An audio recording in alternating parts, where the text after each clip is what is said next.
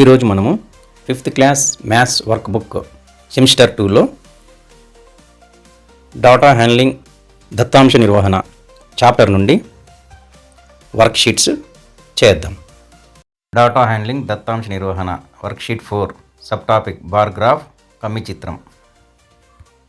First question, this bar graph represents the favourite subject of students in a school. ఒక పాఠశాలలో విద్యార్థులకు ఇష్టమైన సబ్జెక్టులను కింది కమ్మీ రేఖాచిత్రం తెలియజేస్తుంది. చూడండి, ఇక్కడ 1 box is equals to 10 students. ఒక బాక్సు 10 మంది విద్యార్థులకు సమానమని ఇక్కడ ఇవ్వబడింది. ఇక్కడ కమ్మీ రేఖాచిత్రంలో నిలువు నంబర్ ఆఫ్ స్టూడెంట్స్ విద్యార్థుల సంఖ్య, అడ్డము సబ్జెక్ట్స్ని సూచించినారు.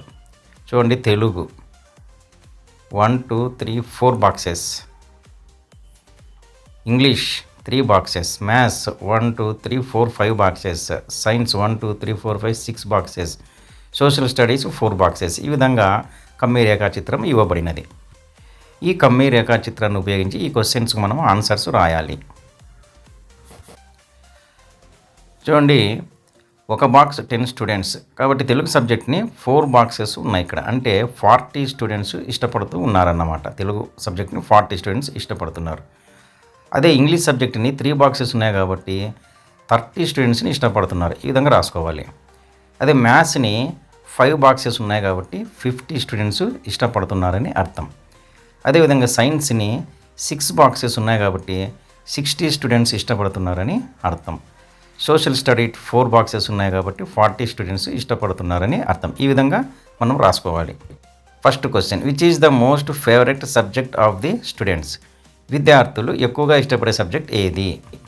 చూడండి, ఇక్కడ ఏ బార్ అయితే ఎక్కువ హైట్ ఉంటుందో ఆ సబ్జెక్ట్ని విద్యార్థులు ఎక్కువగా ఇష్టపడుతున్నారు. అంటే సైన్స్ని ఎక్కువ మంది విద్యార్థులు ఇష్టపడుతున్నారు కాబట్టి సైన్స్ అని రాయాలి. అందరికంటే ఎక్కువగా 60 మెంబర్స్ సైన్స్ని ఇష్టపడుతున్నారు. Second question, how many students like maths.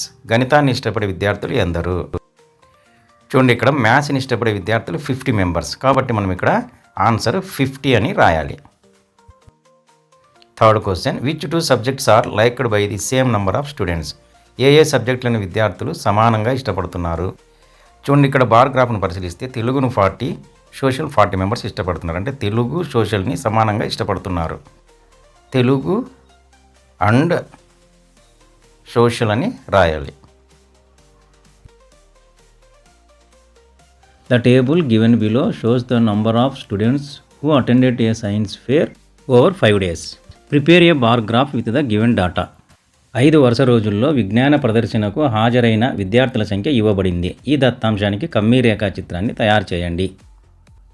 చూడండి, ఇక్కడ ఈ డాటాకు మనము కమ్మీ రేఖాచిత్రం అంటే బార్ గ్రాఫ్ని గీయాలి. Monday 95 members, Tuesday 85 members, Wednesday 80 members, Thursday 90 members, Friday 100 members science ఫేర్కి హాజరైనారనమాట. ఈ డాటాకి బార్ గ్రాఫ్ ఏ విధంగా గీయాలో చూద్దాం. స్కేల్ సహాయంతో ఒక అడ్డు గీతని ఈ విధంగా గీసుకోవాలి. తర్వాత ఒక నిలువు గీతని ఈ విధంగా గీసుకోవాలి. నిలువు గీతకి నంబర్ ఆఫ్ స్టూడెంట్స్ని తీసుకోవాలి. అడ్డు గీతకి వీక్ డేస్ తీసుకోవాలి. చూడండి, ఇక్కడ నంబర్ ఆఫ్ స్టూడెంట్స్, ఇక్కడ Monday, Tuesday, Wednesday, Thursday, Friday. ముందుగా ఒక బాక్స్ ఈజ్ ఈక్వల్స్ టు 10 స్టూడెంట్స్కి ఈక్వల్గా స్కేల్ తీసుకోవాలి. 10 స్టూడెంట్స్.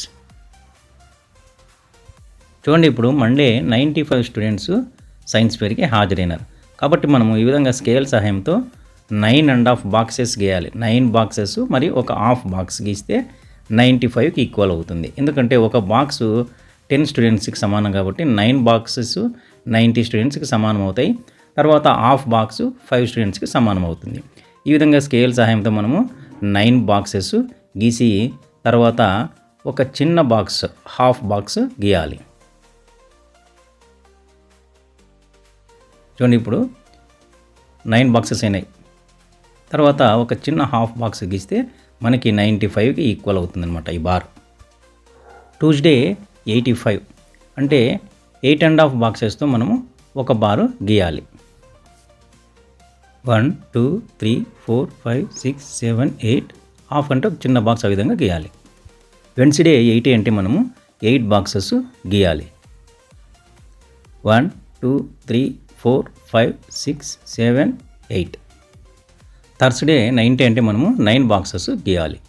ఈ విధంగా ఒక బార్ గీసి 1 2 3 4 5 6 7 8 9. ఫ్రైడే 100 అంటే మనము 10 బాక్సెస్ గీయాలి. 1 2 3 4 5 6 7 8 9 10. ఈ విధంగా ఇచ్చిన డేటాకి బార్ గ్రాఫ్ని గీయవచ్చు. డాటా హ్యాండ్లింగ్ దత్తాంశ నిర్వహణ worksheet 5 subtopic bar graph కమ్మీ రేఖాచిత్రం. The number of home appliances sold in December in a particular shop is shown below. Draw a bar graph and prepare 3 questions based on the information. ఒక షాపులో December నెలలో అమ్ముడైన గృహోపకరణాలు దిగువ ఇవ్వబడ్డాయి. కమ్మీ రేఖాచిత్రాన్ని గీసి ప్రశ్నలు తయారు చేయండి. Home appliances number of things sold. Televisions 55, washing machines 35, coolers 40, air conditioners 25, refrigerators 15. ఈ విధంగా హోమ్ అప్లయన్సెస్ సోల్డ్ అయినాయి. ఈ డేటాకు మనం ఒక బార్ గ్రాఫ్ గీసి 3 క్వశ్చన్స్ తయారు చేయాలి. చూడండి, ముందుగా స్కేల్ సాయంతో ఒక అడ్డు గీతని, తర్వాత ఒక నిలువు గీతని ఈ విధంగా గీయాలి. నిలువు గీతకి నంబర్ ఆఫ్ హోమ్ అప్లయన్సెస్, అడ్డు గీతకి name of the home appliances తీసుకోవాలి. ఇప్పుడు ఒక బాక్స్ ఈజ్ ఈక్వల్స్ టు 10 థింగ్స్కి ఈక్వల్గా స్కేల్ తీసుకొని బార్ గ్రాఫ్ గీస్తే అది ఈ విధంగా ఉంటుంది. చూడండి, ఈ బార్ గ్రాఫ్ను పరిశీలిస్తే నంబర్ ఆఫ్ హోమ్ అప్లయన్సెస్ నిలువు గీతకు తీసుకున్నాము, name of the home appliances అడ్డు గీతకు తీసుకున్నాం. చూడండి, టెలివిజన్స్ 55 అమ్ముడైనాయి. అంటే మనము ఒక బాక్స్ 10 థింగ్స్ అయినప్పుడు 5.5 బాక్స్ గీయాలి. 3 4 5.5. Washing machines 35 అమ్ముడైనాయి. ఒక బాక్స్ 10 థింగ్స్ అయినప్పుడు 3.5 బాక్సెస్ గేయాలి. 3.5. Next coolers 40 అమ్ముడైనాయి. ఒక బాక్స్ 10 థింగ్స్ అయినప్పుడు 4 బాక్సెస్ గేయాలి. 1 2 3 4. Next air conditioner 25 అమ్ముడైనాయి. అంటే 2.5 బాక్సెస్ గేయాలి. నెక్స్ట్ రిఫ్రిజిరేటర్స్ 15 అంటే 1.5 బాక్స్ గేయాలి. ఈ విధంగా మనకి బార్ గ్రాఫ్ అనేది గీయచ్చు. ఇప్పుడు మనం ఈ బార్ గ్రాఫ్ను ఆధారంగా చేసుకొని 3 క్వశ్చన్స్ తయారు చేయాలి. First question, which home appliance is sold better? Second question, which home appliance is sold less?